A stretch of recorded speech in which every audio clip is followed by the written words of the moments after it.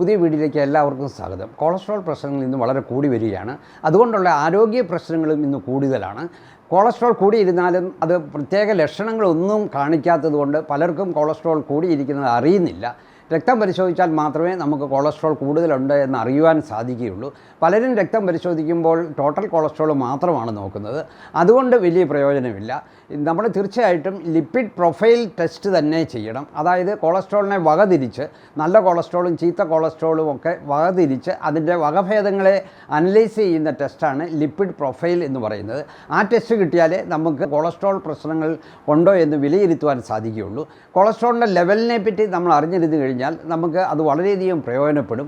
കാരണം നിങ്ങൾക്കൊരു ഡോക്ടറുടെ അടുക്ക പോകാതെ തന്നെ കൊളസ്ട്രോൾ പ്രശ്നങ്ങളുണ്ടോ, അത് കൂടുതലാണോ എന്ന് വിലയിരുത്തുവാൻ സാധിക്കും. ഇനിയും കുറച്ചൊക്കെ കൂടുതലുണ്ടെങ്കിൽ തന്നെ നിങ്ങൾക്ക് നിങ്ങളുടെ ജീവിതശൈലിയിൽ ചെറിയ മാറ്റങ്ങൾ വരുത്തിയാൽ നിങ്ങൾക്ക് തന്നെ അത് കറക്റ്റ് ചെയ്യാൻ സാധിക്കും. അപ്പോൾ ഈ കൊളസ്ട്രോൾ ലെവലിനെ പറ്റി നമ്മളെല്ലാവരും അറിഞ്ഞിരിക്കണം. ടോട്ടൽ കൊളസ്ട്രോളിൻ്റെ അളവ് സാധാരണ 200 മില്ലിഗ്രാമാണ്. ട്രൈഗ്ലിസറിൻ്റെ അളവ് 150 മില്ലിഗ്രാമാണ്. അതുപോലെ തന്നെ LDL കൊളസ്ട്രോളിൻ്റെ അളവ് 130 SDL കൊളസ്ട്രോൾ ആണെങ്കിൽ 50 ആണ് സാധാരണ നിലവാരം. ഈ ലെവൽ അനുസരിച്ചാണ് നമ്മൾ ഇത്രയും നാളും കൊളസ്ട്രോൾ പ്രശ്നങ്ങളുണ്ടോ എന്ന് വിലയിരുത്തിയിരുന്നത്. പക്ഷേ അടുത്ത കാലത്ത് ഇതിന് ചെറിയ മാറ്റം വന്നിട്ടുണ്ട്. അതിനെപ്പറ്റിയാണ് നമ്മൾ ഇന്ന് പ്രധാനമായിട്ടും ചർച്ച ചെയ്യുന്നത്.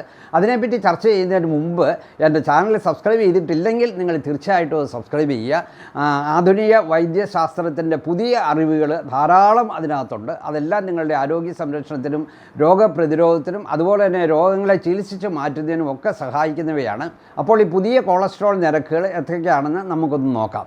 അമേരിക്കൻ കോളേജ് ഓഫ് കാർഡിയോളജിയും അതുപോലെ തന്നെ ലിപ്പിഡ് അസോസിയേഷൻ ഓഫ് ഇന്ത്യയുമാണ് ഈ പുതിയ മാർഗരേഖ പുറത്തുവിട്ടിരിക്കുന്നത്. അതനുസരിച്ച് LDL കൊളസ്ട്രോളിൻ്റെയും SDL കൊളസ്ട്രോളിൻ്റെയും നിലവാരത്തിൽ അല്പം മാറ്റം വരുത്തിയിട്ടുണ്ട്. LDL കൊളസ്ട്രോൾ ആണ് ഏറ്റവും ചീത്ത കൊളസ്ട്രോൾ എന്ന് നിങ്ങൾക്ക് എല്ലാവർക്കും അറിയാം. അപ്പോൾ അതിൻ്റെ ലെവൽ കുറഞ്ഞിരിക്കുന്നതാണ് നല്ലത്. അത് 130 നിന്ന് 100 താഴെ ആണ് ഇപ്പോൾ വെച്ചിരിക്കുന്നത്. അതായത് കൊളസ്ട്രോൾ ലെവൽ പരിശോധിക്കുമ്പോൾ LDL കൊളസ്ട്രോളിൻ്റെ ലെവൽ 100 താഴെ ഇരിക്കുന്നതാണ് അഭികാമ്യം. അതായത് ഹൃദയാഘാതത്തിൽ നിന്ന് നമുക്ക് സംരക്ഷണം നൽകാൻ ഏറ്റവും പ്രയോജനം ചെയ്യുന്നത്. അപ്പോൾ ചിലർക്ക് ഈ 100 താഴെ എന്ന് പറഞ്ഞാൽ 70 അവർ വെച്ചിരിക്കുന്നത്. അതായത് 70 മില്ലിഗ്രാമിൽ താഴെയാണ് LDL കൊളസ്ട്രോളിൻ്റെ ലെവലെങ്കിൽ അത് കൂടുതൽ പ്രയോജനം ചെയ്യും എന്നാണ് വിലയിരുത്തുന്നത്. അപ്പോൾ ഈ 70 താഴെ വരുന്നത് എല്ലാവർക്കും അത് കൊണ്ടുവരാൻ ബുദ്ധിമുട്ടാണ്. അതുകൊണ്ട് അവർ കുറച്ച് വിഭാഗം ആൾക്കാർക്ക് LDL കൊളസ്ട്രോൾ 70 താഴെ വേണം എന്ന് നിർബന്ധിച്ചിരിക്കുകയാണ്.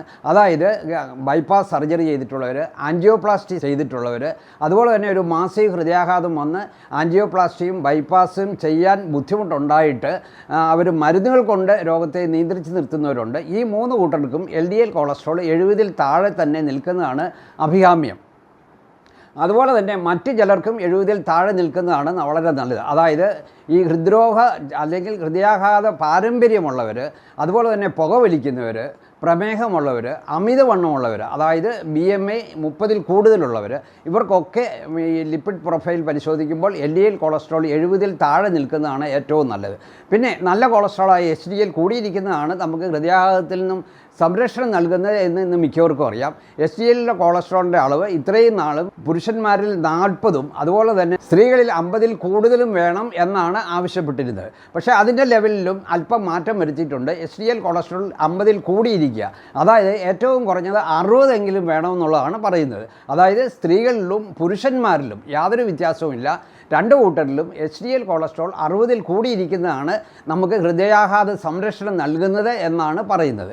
അപ്പോൾ ഈ കൊളസ്ട്രോളിൻ്റെ നിലവാരത്തിൽ അടുത്ത കാലത്ത് വന്ന മാറ്റങ്ങൾ എന്തൊക്കെയാണ് എന്നതിനെപ്പറ്റി ഒരു ചെറിയ ഐഡിയ നിങ്ങൾക്ക് കിട്ടിയെന്ന് ഞാൻ വിശ്വസിക്കുന്നു. ഇത് നിങ്ങൾക്ക് വളരെയധികം പ്രയോജനം ചെയ്യും. ഇത് നിങ്ങൾ മാക്സിമം ഷെയർ ചെയ്യുക. എൻ്റെ ചാനൽ സബ്സ്ക്രൈബ് ചെയ്തിട്ടില്ലെങ്കിൽ സബ്സ്ക്രൈബ് ചെയ്യുക. മറ്റൊരു വീഡിയോയുമായി നമുക്ക് വീണ്ടും കാണാം. നന്ദി.